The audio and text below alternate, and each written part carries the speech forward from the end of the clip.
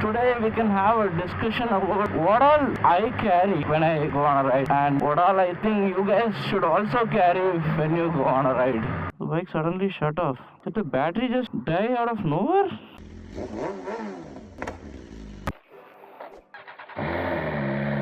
Hello guys!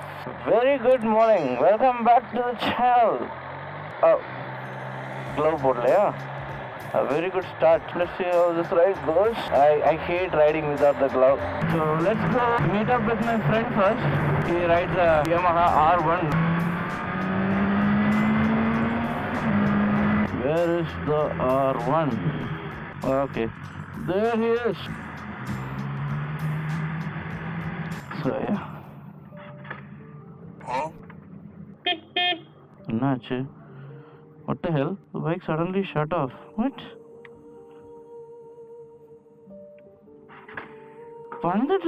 Suddenly the bike turns off. Did the battery just die out of nowhere? Just when you think the day can't get any worse. Seems like my battery is dying or probably dead. That's why the bike just shut off. But I don't understand one thing. Usually, if a battery dies, the bike won't start. It won't die suddenly when it's running. That's what I think. But I don't know, man. It just shut off all of a sudden. So weird. And then it didn't start. Luckily, I always have a portable jump starter with me.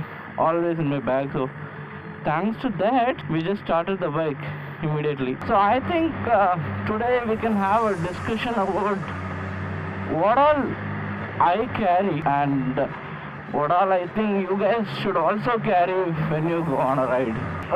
Like you saw today, out of nowhere anything can happen. You'll never know when your bike decides to be like, okay, this seems like a nice day to break down. It's always better to be prepared, face whatever the bike throws at you, than be unprepared and be stranded. The first thing, the very first thing you should get to carry with you every day is a puncture repair kit. 99.9% of the bikes nowadays come with tubeless tires. It's very practical to have a tubeless tire puncture repair kit. It's very cheap, probably around 300 rupees for the entire kit. It'll come with 2 or 3 sets of instruments, a sharp pointed instrument to make the puncture hole a little bigger, and then there is another instrument which is used to push the puncture plug inside the puncture hole. In addition to that, it's better to carry 2 more tools. One is a nose plier. So the use of a nose plier is you can use it to pull out the nail which is embedded into your tire. And the second one is a blade. So you can use it to cut off the excess puncture plug. It's really easy to fix puncture on tubeless tire all by yourself. The second thing you will need in case of a puncture, after you fix the puncture and everything, the air is already gone. So you need something to inflate your tire. I carry this MI portable air compressor. It's roughly the size of a power bank, a 20,000 mAh power bank. It comes with a built-in torch, so you can use it in the night. And it has automated tire pressure monitoring and cutoff. So let's say if your bike runs 30 psi, they just set it at 30 psi, and once the pressure reaches that point, the compressor automatically turns off. The next tool is to have a tire pressure gauge. So let's say you ride a BMW and it always throws a tire pressure warning. Even if you know that your tire pressure is perfect, you can use another tire pressure gauge just to confirm tire has enough required air pressure. This is the first and most important kit to have, a tire puncture kit. The second one is jump starter. You don't have to carry this huge jump starter, industrial level jump starter. I have a very small jump starter. So literally a size of a 5,000 mAh or 10,000, it's smaller than a 10,000 mAh power bank. It comes with a torch and it also has a USB-A port, so you can charge your phones too. It will cost you somewhere around 5,000 to anywhere between 10,000 rupees. I use a brand called Hummer and it has helped me so much.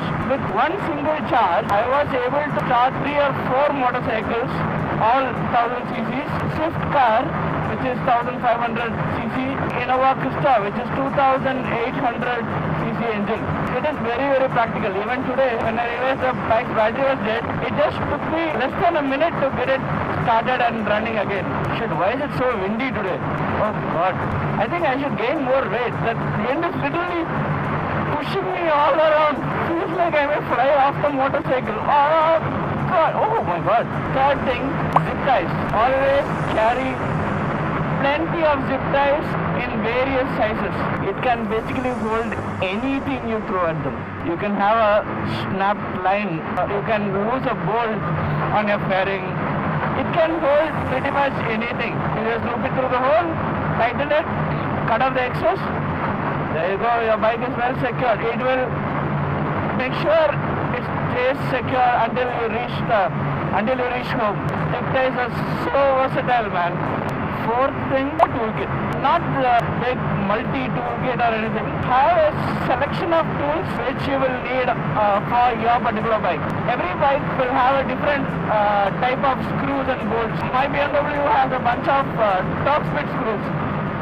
And my Triumph has a bunch of Allen wrench screws. Have necessary tools to work on your bike.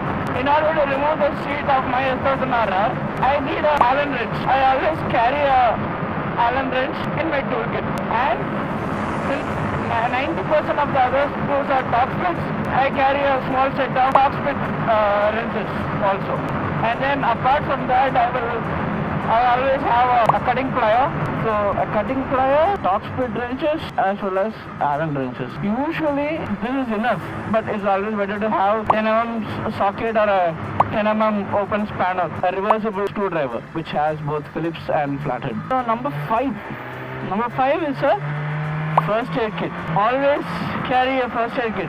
A basic first aid kit will do, which has a Neosporin ointment and some cottons and few band-aids and few pieces of sterile gauze. If at all there is any injury, you can easily clean it and patch it up by the side of the road. It's that simple. They always carry some Neosporin, so if you get any abrasion or any small cuts, you can just apply it so that it doesn't get any infection. Have a small bottle of antiseptic. Number 6, carry extra fuses. Most of the time, if your bike suddenly shuts down and if the battery is fine and everything is fine, you got fuel, the most common thing cause the bike to shut down is probably a fuse. A fuse is one of the first things to blow.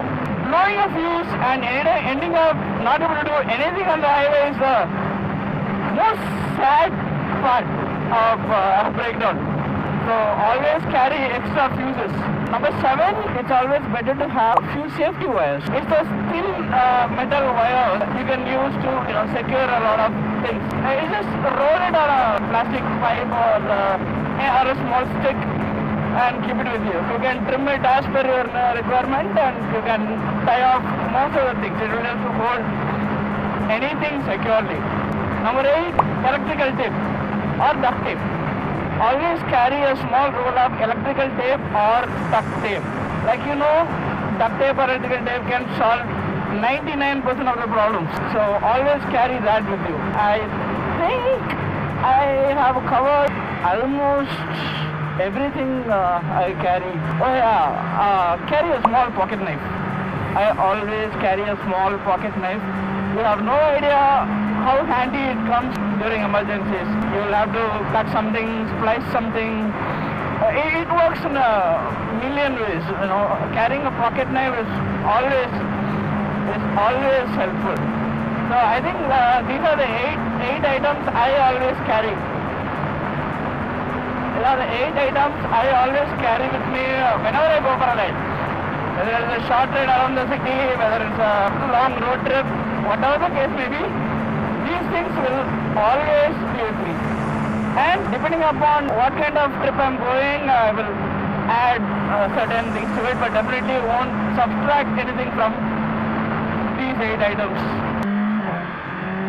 Okay guys, so that's all for today's ride. Hope this was informative for you, and hope whatever you heard in this video will help you guys throughout your motorcycle journey. If you liked what you saw, like the video, comment on this video, and if I have missed anything which I am supposed to carry during a motorcycle ride, mention that in the comments, and I will see and add it to my list of things I carry. If you want to see more videos, kindly subscribe to my channel. I will see you in the next video. Until then, see you guys. Thank you once again. Bye bye.